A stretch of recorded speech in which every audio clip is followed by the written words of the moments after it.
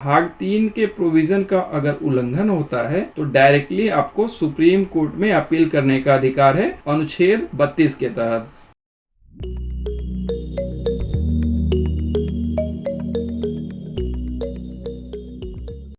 तो पहले पार्ट को रिवाइज कराता हूं, अगर नहीं नोट किए ना तो नोट कर लीजिए या कहीं से भी लिख लीजिएगा। कोशिश करें कि माइंड मैप बन जाए, दिमाग में एक फिगर बन जाए।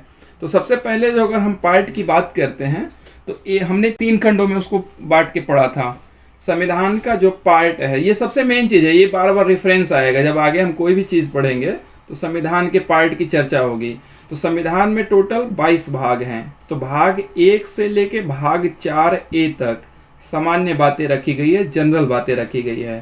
भाग 5 से लेके भाग 13 तक कह लीजिए वो एडमिनिस्ट्रेशन से जुड़ा है। भाग 5 से लेके 9A या 9B तक जो है मूल रूप से एडमिनिस्ट्रेशन से जुड़ा है और बाकी इंटर स्टेट यानी राज्य और केंद्र के संबंधों से जुड़ा है।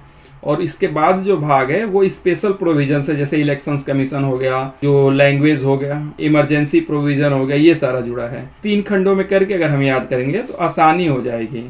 तो सबसे पहले हम जब बात करेंगे तो किसी एरिया उसके क्षेत्र की बात करेंगे, उसकी टेरिटरी की बात करेंगे। तो पार्ट 1 जो है वो संघ और उसके राज्य क्षेत्र की बात करता है। संघ और उसके राज्य क्षेत्र भाग 1 में है। भाग 2 जो है वो सिटीजनशिप यानी जो नागरिकता होगी वो कैसे प्राप्त होगी, इसकी बात भाग 2 में किया गया है।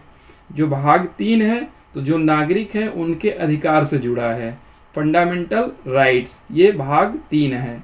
और भाग 3 के प्रोविज़न का अगर उल्लंघन होता है तो डायरेक्टली आपको सुप्रीम कोर्ट में अपील करने का अधिकार है अनुच्छेद 32 के तहत, और 226 के तहत आप हाई कोर्ट में अपील कर सकते हैं। भाग 3 के बाद जो भाग 4 है वो राज्य के दायित्वों के बारे में है, राज्य के लिए बनाया गया है, जिसको राज्य के नीति निर्देशक तत्व कहा जाता है। DPSP इंग्लिश में शॉर्ट फॉर्म में कहा जाता है, directive principle of state policy. तो ये जो भाग 4 है ये जस्टिसेबल नहीं है, ये न्याय योग्य नहीं है, ये राज्य के लिए दिशा निर्देश है, राज्य के लिए गाइडलाइंस है कि आप ऐसे कार्य करेंगे।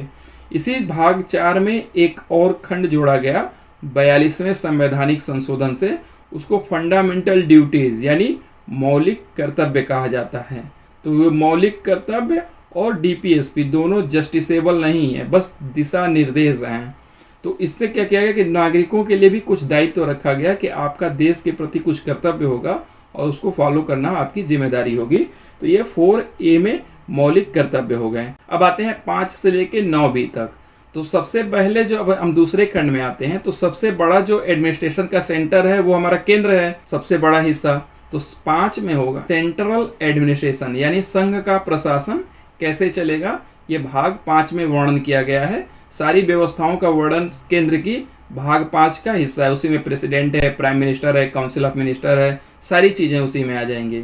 इससे जब आगे बढ़ेंगे तो भाग 6 में राज्यों के एडमिनिस्ट्रेशन से जुड़ा है कि राज्यों का प्रशासन कैसे चलेगा। भाग 7 जो है डिलीट कर दिया गया है, वो जो 1956 में एक संशोधन किया गया, राज्यों का पुनर्गठन किया गया था 7वें संवैधानिक संशोधन से, उसको डिलीट कर दिया गया है भाग 7 को।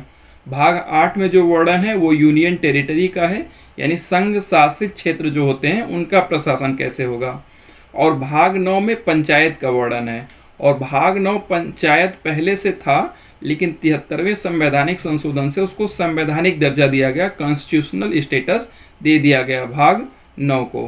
तो भाग 9 में पंचायत का वर्णन है, और भाग 9A म्यूनिसिपैलिटी या नगर परिषद या नगर पंचायत का वर्णन है, जिसको 74वें संवैधानिक संशोधन से जोड़ा गया था। तो 9A और 9B में क्या है तो कोऑपरेटिव सोसाइटी का वर्णन है। कोऑपरेटिव सोसाइटी अगर कोई फ्रेम करेगा तो उसका प्रशासन कैसे चलाएगा, इस सारी चीज़ों का वर्णन 9B में है, और इसको 97th यानी 97वां संवैधानिक संशोधन से जोड़ा गया है। तो संविधान में जो चीज़ें एक्स्ट्रा जोड़ी गई है, जो विशेष है, वो ज़्यादा इम्पॉर्टेंट हो जाता है।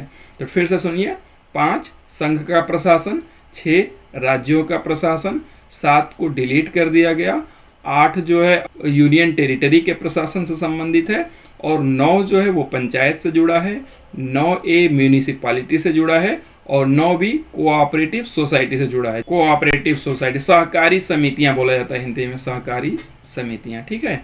तो ये हो गया 9वीं तक। अब इसके आगे चलते हैं। जो भाग 10 है वो शेड्यूल्ड एरिया और ट्राइबल एरिया, जैसे कुछ राज्यों में कुछ जनजाति रहते हैं तो उनके लिए अलग से व्यवस्था किया गया जिसको शेड्यूल्ड एरिया और ट्राइबल एरिया कहा जाता है। तो भाग 10 में शेड्यूल्ड एरिया और ट्राइबल एरिया का प्रशासन है। भाग 11 1 और 1 2 है, तो दोनों के बीच संबंध यानी संघ और राज्यों के बीच प्रशासनिक संबंध कैसा होगा, इसका बात प्रशासन से एडमिनिस्ट्रेटिव संबंध की बात भाग 11 में किया गया है। जो भाग 12 है और 13 है ये दोनों ट्रेड और कॉमर्स से जुड़े हैं कि व्यापार और वाणिज्य संघ और राज्यों के बीच कैसे किया जाएगा, ये 12 और 13 भाग में रखे गए हैं।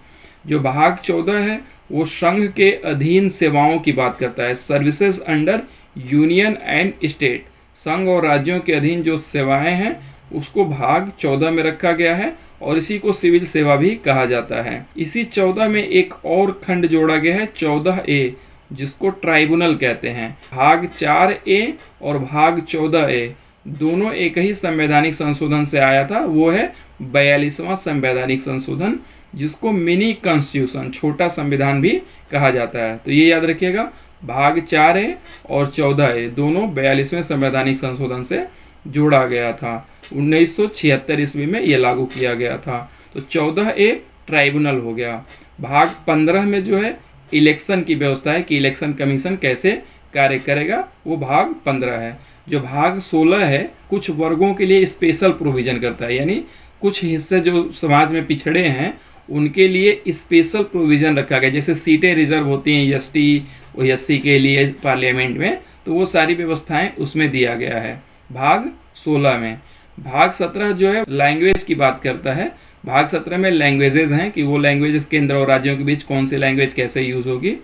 भाग 18 मैंने उम्र से जोड़ा था कि 18 साल पे इमरजेंसी लगता है, तो भाग 18 इमरजेंसी व्यवस्था से जुड़ा है। 19 बहुत इंपॉर्टेंट नहीं है। और भाग 20 जो है वो संवैधानिक संशोधन से जुड़ा है कि अगर संविधान में कोई परिवर्तन करना है तो वो परिवर्तन कैसे किया जाएगा। तो ये हमारे टोटल 22 भाग हैं, लेकिन ये 2-3 इंपॉर्टेंट नहीं है, जिसमें 21 और 22 टाइटल और टेम्परेरी प्रोविजंस हैं, तो वो महत्वपूर्ण नहीं होते हैं। तो ये 18 इमरजेंसी प्रोविजन और 20 संवैधानिक संशोधन। अगर हम भाग 18 की बात करेंगे तो इसमें 3 इंपॉर्टेंट आर्टिकल हैं। 352 जिसके तहत नेशनल इमरजेंसी लगता है, 356 जिसके तहत स्टेट इमरजेंसी या प्रेसिडेंट रूल लगाया जाता है, और 360 जिसके तहत फाइनेंशियल इमरजेंसी या वित्तीय इमरजेंसी या वित्तीय आपातकाल लगाया जाता है। तो 352, 356 और 360 नंबर आर्टिकल हो गया। अगर भाग 20 में हम बात करें तो भाग 20 में सिर्फ एक आर्टिकल है जिससे संवैधानिक संशोधन का प्रावधान किया गया है, और वो आर्टिकल है 368 368। तो सिर्फ एक आर्टिकल है जो बताता है कि संविधान में अगर परिवर्तन करना है तो वो कैसे किया जाएगा।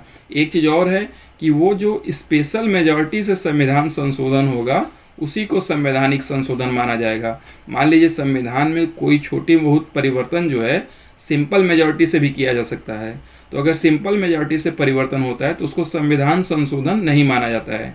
जैसे किसी राज्य का नाम का बदलना, किसी राज्य के एरिया या क्षेत्र को कम या ज़्यादा करना, ये सारे सिंपल मेजॉरिटी से होते हैं। इसके लिए संविधान में संशोधन नहीं करना होता है। और संविधान संशोधन का जो बिल है, जैसे क्या होता है कि बिल यानी प्रस्ताव आएगा कोई काम करने के लिए, तो ये पार्लियामेंट के किसी भी हाउस में रखा जा सकता है, चाहे लोकसभा में या राज्यसभा में, लेकिन ज्वाइंट सिटिंग नहीं होगा। संविधान संशोधन के लिए दोनों हाउस एक साथ इकट्ठे नहीं बैठ सकती।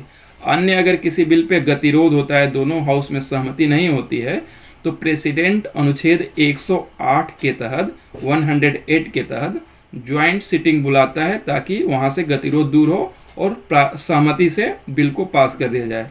लेकिन संवैधानिक संशोधन और मनी बिल के लिए ज्वाइंट सिटिंग का प्रावधान नहीं है, ये अक्सर क्वेश्चन पूछता है। तो जो भी चीज़ें सामान्य नहीं होती है, सामान्यतः क्वेश्चन वहीं से बनता है। जो सामान्य बातें हैं उस पर बहुत फोकस नहीं करना होता है, ठीक है, कंपटीशन के लिए। तो ये हमारे संविधान के भाग हो गए जिसको हमने अच्छे से रिवाइज किया।